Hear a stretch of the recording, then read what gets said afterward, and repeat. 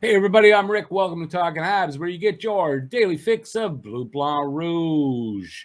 In this video, a more in-depth look at Mike Matheson that I've done. Matheson by the numbers. Ryan Poehling and Rem Pitlick comparison. What will Kirby Dack sign for? The Pierre-Luc Dubois rumors. Sam Montembeault signs a contract, and Stefan Waite on Carey Price. All right, here at Talking Habs. All right, so I got a bunch of different things to talk about. I haven't really talked in any kind of depth about Mike Matheson. Just a little bit about Mike Matheson and a few other things, like I said. So let's go and start right away. He grew up being a huge Habs fan, and it's funny, like it seems like everybody that's traded here says that, but he grew up in Point Claire. He's a West Island native. That's like just over there from me. He's fluently bilingual, which I wasn't sure of, but he's fluently bilingual. He's done interviews already. His French is great. That they're going to love him for that. And yeah, I mean, I just think that's I think it's legit when this guy says that he grew up a huge Habs fan. I know I've heard other former Habs say that, and it's not true.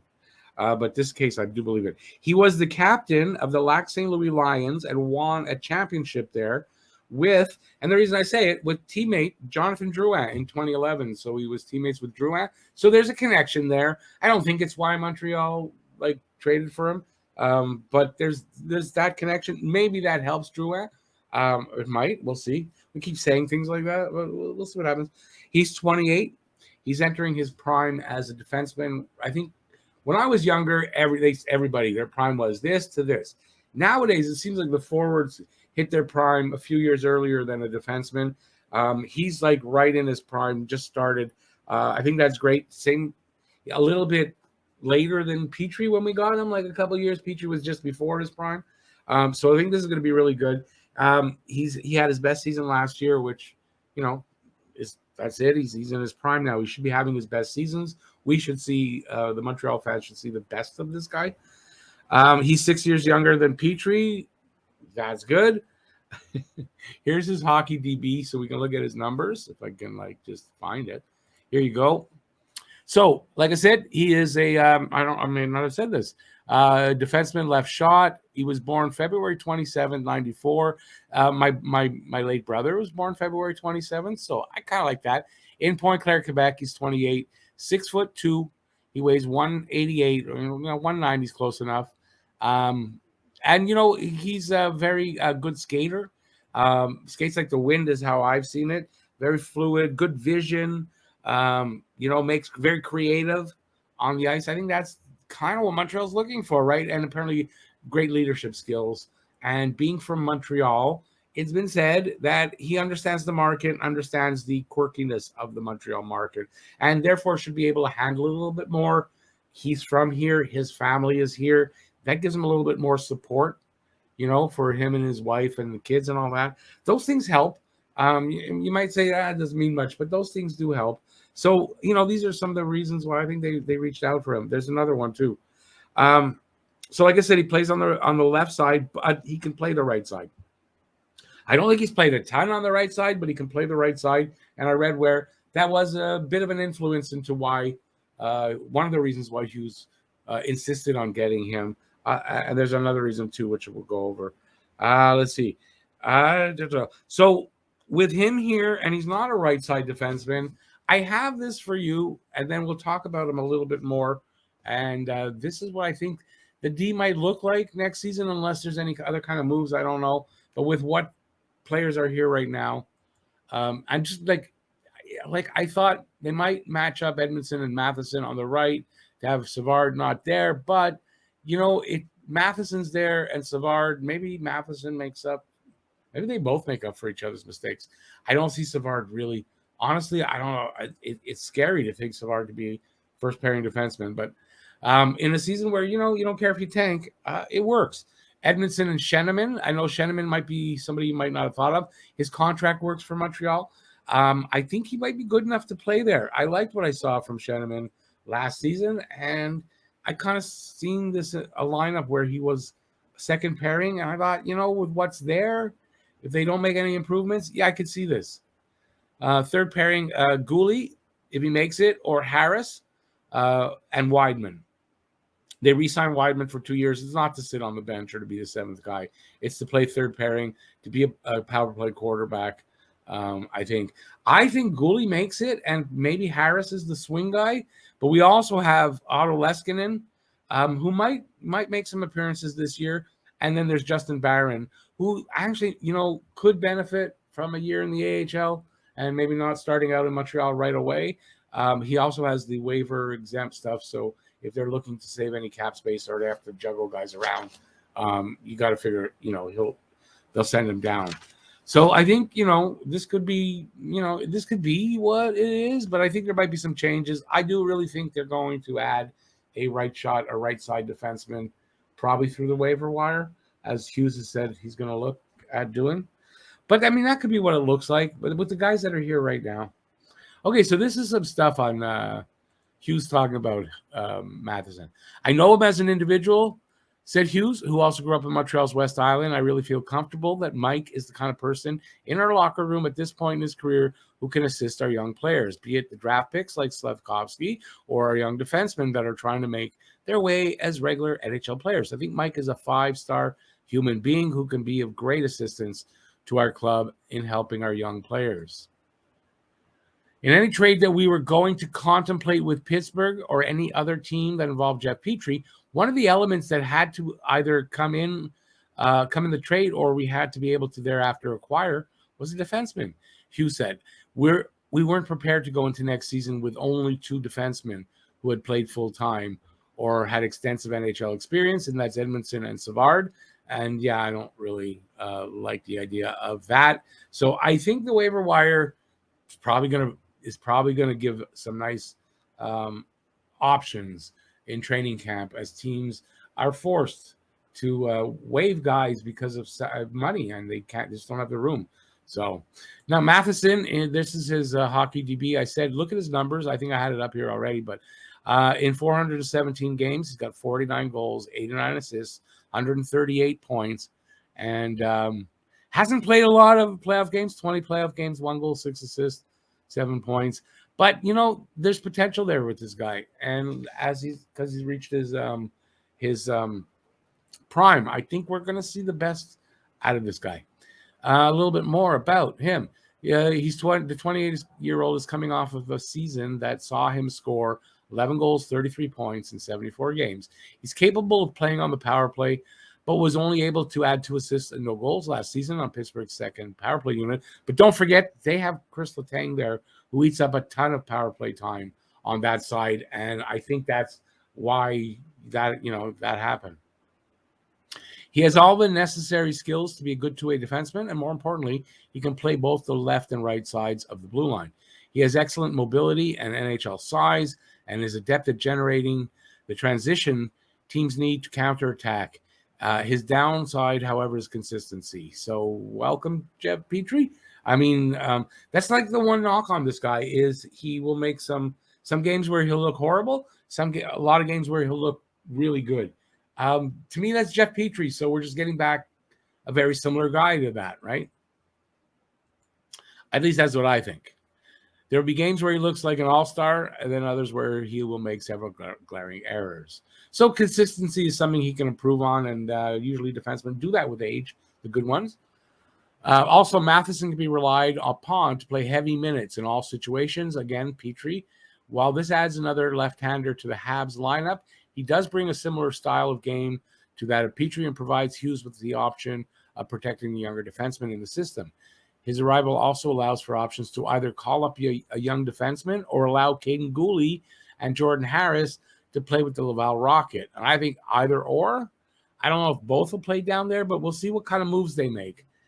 So just as fans saw last season, Brett Kulak, after Marty St. Louis arrived as head coach.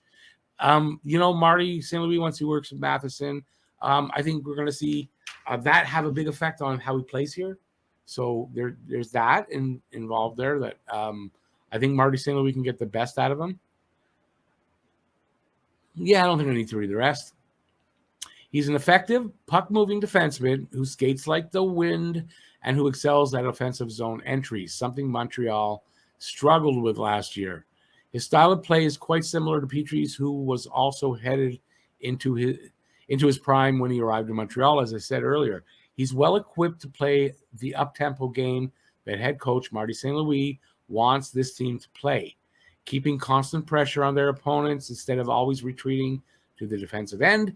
In addition to being a leader, he will be counted on to log significant minutes in all situations. He's excited to be joining forces with so many talented young players and blah, blah, blah. Of course, he's happy to be here. So maybe he's not Jeff Petry when Jeff Petry peaked and was consistent in the 40s and points and all that stuff. But he's got potential to be, similar, if not as good. He's got potential there. It's the reason why they went for him. I mean, I can't see any other reason why they would have gone for him. Now, I mentioned the waiver wire being something. While I'm here, and I don't forget to put up these overlays, this is interesting because Montreal finished last and in the standings in 2021-22. The Montreal Canadiens will have priority in the waiver selection process all the way up to November 1st. In the past, we have seen some good players unfortunately put on waivers due to the numbers game on very deep NHL rosters, and that could be an opportunity for the Canadiens to bolster their lineup accordingly. Unlike fantasy hockey, the Montreal Canadiens won't lose their priority if they were to select a player on the waiver wire, meaning they'd retain that advantage up until November 1st. This is interesting. So they get first pick at any waiver players that are out there. So inevitably someone's going to hit that waiver wire that, is it going to be a good pickup? We've already had good waiver wire pickups, as we know. And I think we might be able to fill that hole and maybe any other hole that they think might need to fill. That's what she said. Don't quote me on that. On the waiver wire. So we'll see what happens with that. Is there another move coming? Right. So trade, sign, waiver wire. Who will be the third guy on the right side? I should have said that first before I showed that. Yes. If you don't like the return for Petry, like if you don't like Mike Matheson and you think that's not enough, or I just wanted cap space. We didn't want to bring back anybody. The market just wasn't going to allow that. So some previous trades that went ahead before showed that the market wasn't going to be big for guys with big money contracts and some term on it. So I think as a return for Petry at the moment, that when he made the deal, I think it was a good return. I think we're going to like Matheson, and we look back and say that was a good deal. The last thing, and the reason why Hughes knows Mike Matheson and wanted this, he insisted on Matheson. The Penguins didn't really want to give Matheson in the deal. He insisted on it to make the deal. And this is why. He was Matheson's agent. The contract Matheson is here on is a contract that Hughes negotiated with Pittsburgh. So Pittsburgh or Florida. So, but the opposite of that is that he knows the player. He knows the player well. He knows everything about the player. He knows he's the guy that they want. Will it work out? It might not, but he got the guy he wanted. By the numbers, number 5, the number he won't wear because it's retired and he can't wear that. So I don't know what number. I haven't heard what Matheson will wear. 53.7 with Mike on the ice at 5-on-5. The Penguins controlled 53.7% of the shots, the highest among the Penguins defense. 7 out of 260 defensemen that played over 200 minutes last season, only 6 scored more goals per 60 minutes of ice time. He had 0.52 goals per 60 minutes. 31 career high in points with 31 points, and that was 11 goals, 20 assists. I think he'll build on that here, especially when if he improves the power play, stuff like that. I think he'll get more points than that, like consistently in the next few years. 1.33. He's 20th best at points per 60 minutes at 5-on-5 with a 1.33 points per 60 minutes at 5-on-5 play. Montreal's 5-on-5 play kind of dropped off. We were great at 5-on-5 with Deneau, Gallagher, and Tatar. Maybe they can get back to being a little bit better at 5-on-5. It would be good. 1, first among Penguins defense in rebound opportunities created. And again, 1, first among Penguins defense in individual high danger chances. I think he's going to help us on the offense and certain things that Montreal just wasn't good at last year. Now, moving on. Where do I want to start? Ryan Poehling, the trade. Ryan Poehling was included. I think he was expendable. I don't think he fit into the future plans. He had trouble handling the speed and pace at speed in his game, and that's Montreal's game. That's what they want to be, is fast, speedy, and keep that pace going for, long periods of time. And he was having trouble with that. So, other than being a low-cost option, I don't know that he fit into their plans, and I think that's the reason why they included him when they needed to. Let's see. And Pitlick gives you more options, better flexibility, and has better offensive upside. I'm going to show you that here. Here's a comparison in their numbers to show you that is the case. Poehling had 17 points, 9 goals, 8 assists, 17 points in 57 games played and was minus 21. Pitlick had 37 points in the season, 9 goals, 17 assists for 26 points in 46 games with Montreal and a minus 9. He had 6 goals and 5 assists with Minnesota before he got here. I don't know his minus plus minus numbers, but I mean, that's better production. You have better flexibility with him on the ice than they got with Poehling, and he's fast and he seems to be able to play with that kind of pace. And he can move up and down the lineup as needed. So if you need him temporarily on the upper, the top 6, he can do that. I don't think you want to permanently have him there, but I see him as a third line guy. But he gives you more flexibility and options. Now, if anybody's wondering, I should have done this one first, why they didn't qualify Pitlick. If you haven't heard yet, it's because of arbitration rights. Pitlick had arbitration rights. If they didn't offer him a contract he likes, he goes to arbitration. Probably would have got $2.5 million in arbitration, and they couldn't afford to pay him that. And so they would have had to walk away from the arbitration ruling. So, they didn't offer him, they didn't qualify him, and then they negotiated with him as he was a free agent, and they were allowed to do that, obviously. And, and it's because of the cap restraints. They couldn't afford to sign him for $2 million. And that's that's it. And I think it's a good contract with him. And I think for him, it's a short term, 2 years. He can prove himself. And in 2 years, he can negotiate a better contract when there's more money around. And or go with another team at that point. But we'll see what happens with that. I think that's it for Pitlick. Next, I have some overlays for that. What am I doing? And this explains that, by the way. So regarding Rem Pitlick, I believe the fact that he had arbitration rights was something that the team was not comfortable with. So, this is Renaud Lavoie, I think from RDS. So it's at least, I'm not making that up. And it makes sense there. So, I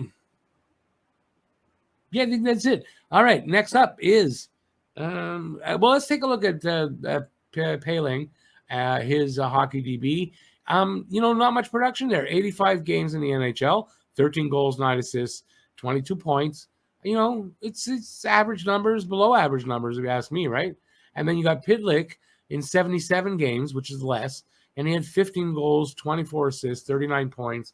All but 2 of those points were done this year with Minnesota and Montreal, but better numbers, better production, better upside. And after a few seasons with Poehling, I think he has better upside. Does it mean Poehling is the bust or anything? No, it doesn't mean that. And good luck to him with Pittsburgh. I hope he does well there and has a great career. I hope it's just not going to happen here in Montreal. All right, let's move on to Kirby Dach. I don't have any overlays for that, so I am kind of safe. What could Kirby Dach sign for? Now, I had said a bridge deal, so I think I'm right there, but I think I had the money wrong. It seems like I had it too high. I was saying between $3 and $4 million, considering his production. And I think he played somewhere in the 70 games or 77 games. I don't think it justifies over $3 million.